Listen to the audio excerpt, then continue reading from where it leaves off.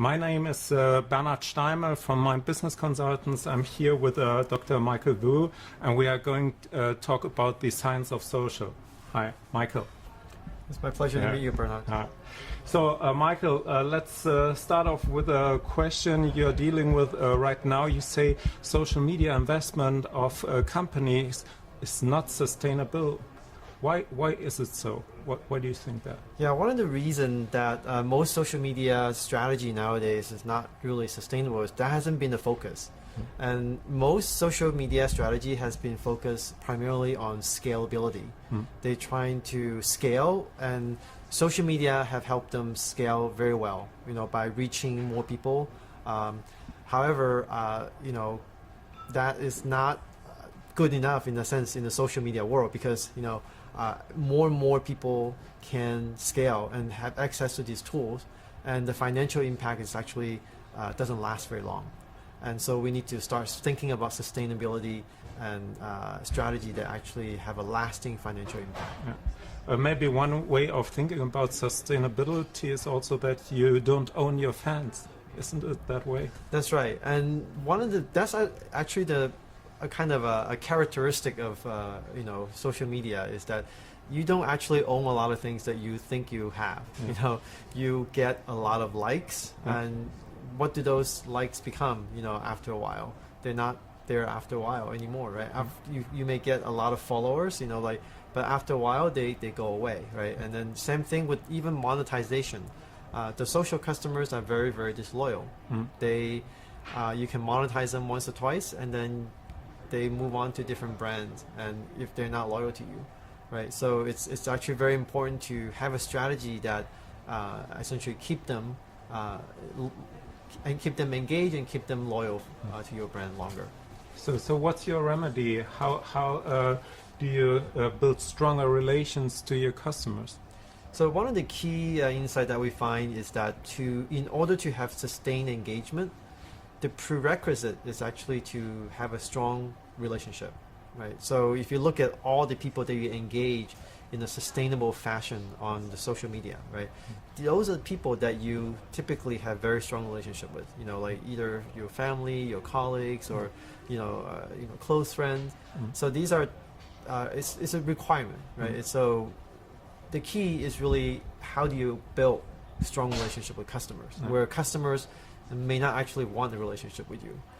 Yeah, but that's the point, actually, that you have strong ties, as we talk, and weak ties, and usually you don't have really strong ties to a brand, do you? That is true. That is true. So that actually requires us to kind of look back at the basics of what is a tie and what is a connection, what is a relationship. So from a sociology perspective, a relationship is just really a tie, and they characterize the strength of this tie with a tie strength, right?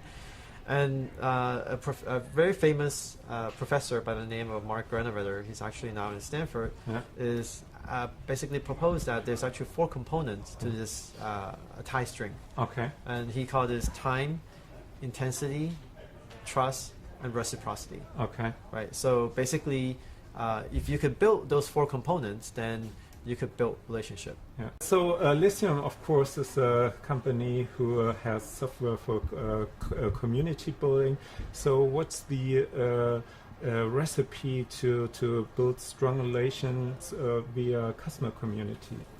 Yeah. So the key is recognizing those 4 fundamental components, right? The time, intensity, trust, and reciprocity. So in the community, because community is is always opt-in, right? So basically, the customer can spend as much time as they want with you, right? And you also don't force them to spend time with them that they don't want when they don't want to spend time with you. So this is actually very important. It's completely opt-in, so that actually will allow the customer to spend the time they actually want, right? So the second component is intensity, right? So the community can sometimes have a greater appeal to a greater cause that these customers care about. They may not have that sometimes, but it's actually not as critical, because this component is actually the component that we have the least control of. But if it works for your brand, I think it could be a great addition. And then the third component is trust. So community is actually help you build trust a lot, and social media in general really help you build trust. And that's because, social media is generally a very open and authentic communication channel between the brand and the customer, and also among the customer themselves. Okay, so you get this B2C transparency and C2C transparency. And transparency is actually key to building trust. And so the last component is reciprocity, right? So reciprocity is when the customer help the brand and the brand help the customer, right? And very often brands forget to let the customer help them, right? And the key there is really to remember to let your customer help you. A little bit of investment from the customer is actually good for relationship building. We know that in personal relationship, right? If each one of us invest a little bit of time or effort into the relationship, it's actually better for building a stronger relationship. I like the idea of a greater cause, but in practice, give me an example for a community where you can tell me the greater cause. For example, the Sephora community.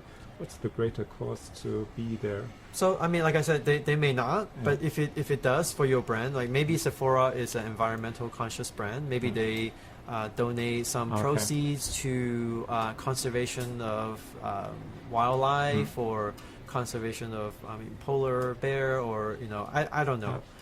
It could be a greater cause that's appeal to the audience that they care about, right? So if they understand who their audience are, which are, I don't know, women who buys makeup, right? And what do they care most about? If they can actually have a cause that's related to that appeals to those audience, then it will work. Yeah. Okay. So, but of course, there are community projects which don't work for the company who invested in the community. They have built up a big community, and nobody's coming. So, what to do? Yeah, so that's actually a challenge for a lot of companies, because they don't have the best practice, and community is. It is not the case that you build it and people will come. It's never the case. And people have to manage it, and there have to be initial seeding of both content as well as people. And there, as beyond that, you need to have a very sophisticated behavioral tracking system, an analytics system that fuels this gamification, that allow people to essentially ascend on this rank and reputation, so they could continue to gain value, gain recognition for themselves.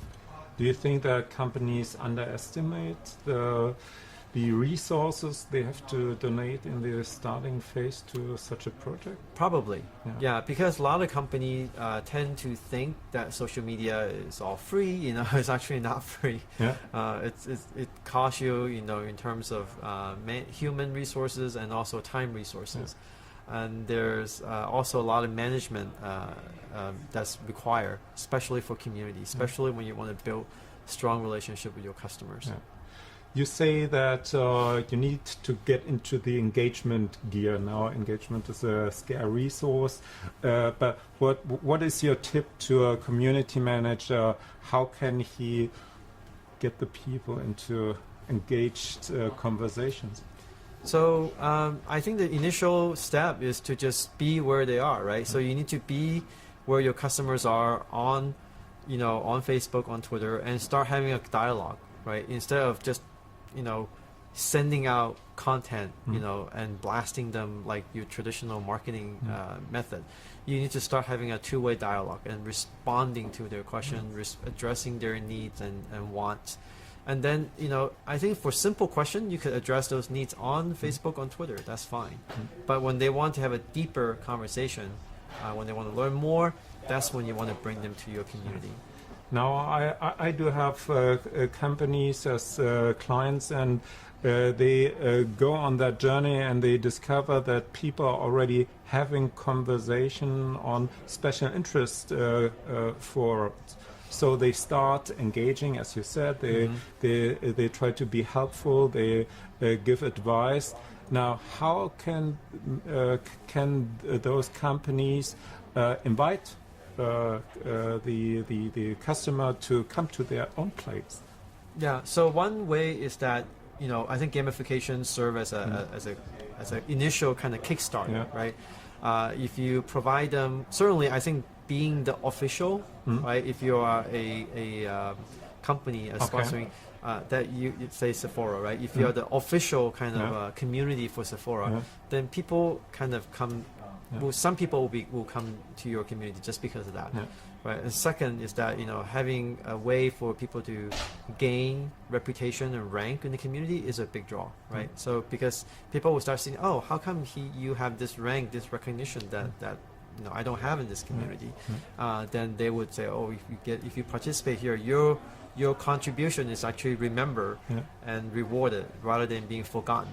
So then people will more likely to join your community. Okay. Maybe a last question.